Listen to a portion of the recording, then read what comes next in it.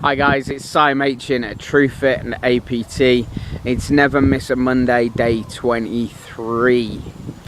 Carrying on from conversation that we had yesterday, or a kind of two-way conversation, a question that was raised by Emma about shape and improving shape after a large fat reduction. It got me thinking about some of the people that we see in gyms and classes coming through. Perhaps not so much in the HIIT class. That's an activity that tends to attract people who are quite serious and quite intentional about what they're doing. But one of the things I wanted to talk about, and continuing on in this vein of is your workout working out, is these people that I see, particularly in the gyms, who come in and intensity is not their key focus. So, the question is your workout hard enough? Is it raising you to a level that is going to force your body to adapt to the challenge that you put on it? And is that adaptation going to be specifically in the target, in the goal that you've set for yourself and what you want to achieve? So many people that I see who, are kind of really going by the numbers. They're going through the motions and they're not really necessarily achieving very much, but they're doing lots and lots of activity.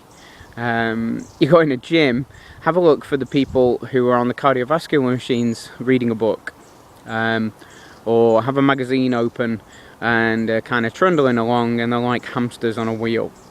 Now, they're lapping everybody who's still on the sofa, fair enough. I appreciate that viewpoint. But here's the challenge. There's something called rate of perceived exertion. And you have to ask yourself the question while you're taking part in the activity: how hard, honestly, am I working? Am I pushing myself to a rate that is consummate to challenge? So it starts, the RPE, the rate of perceived exertion, starts on a scale of 1 to 10. 0 being I'm not really feeling particularly challenged. 5 would be a moderate challenge. It would be something that you could probably get along with talking, holding a conversation of more than a couple of lines and more than a couple of sentences or so. Getting up to 7 on the rate of 1 to 10, 7 would be something that is particularly challenging. Now, it's interesting how these rates have been worked out by sports science, because it actually represents a cardiovascular challenge, and that actually puts yourself into fat burning. 7 and 8 on a rate of perceived exertion. So you say on a scale of 1 to 10, how hard am I working? I'm working about a 7 or an 8. A 7 or an 8 is about 70% or 80% of your maximum heart rate. At this stage, the predominant fuel for your activity is body fat. It takes a little bit while to get going. Body fat, we take a little bit of a while to metabolize.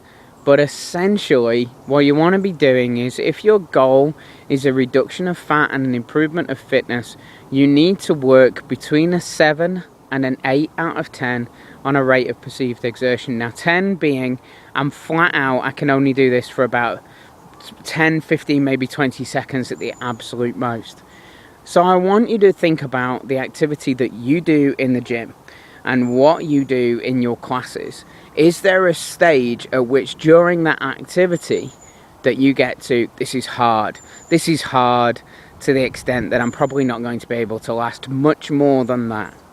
And here's where the magic happens. If you can actually push yourself to the point where you're working at an 8 or a 9 out of 10 for a short period of time, and then reducing the rest down to bring you back to a level where you are convinced that you can only go that hard and then you can go again, then this is what we call high intensity interval training, HIIT, where you're going for short bursts of very intense activity and backing out into rest. This has been shown, scientifically proven, that this will actually reduce body fat and improve fitness without affecting your metabolism negatively. So without reducing your muscle mass and your body's ability to burn calories. So I'm going to challenge you over the next couple of days. We're going to show you some high intensity interval training programs. We're going to have a look at some of the things that you need to think about and some of the things that are important in those workouts. So, are you ready? High intensity interval training is going to be happening over the next couple of days, and we're going to be putting some little video clips on here of the kind of things we're talking about. Take care, guys, and remember, any comments or questions, post them on YouTube or post them on the Facebook page, facebook.com /